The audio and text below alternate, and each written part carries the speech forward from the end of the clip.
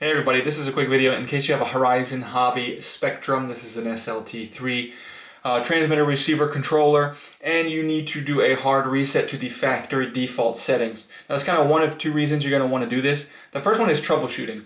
If you just cannot get it calibrated, or if it doesn't seem to be receiving a signal or transmitting a signal or anything like that, or if whatever it's sending a signal to is acting funky, a hard reset can fix a lot of these issues.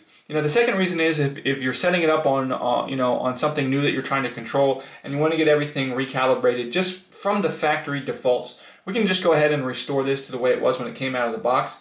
So in order to restore all of these factory parameters and everything like that, it's pretty simple. We're going to turn off the controller, and then with the controller off, we're going to hold the steering wheel all the way to the left and the trigger on full brake.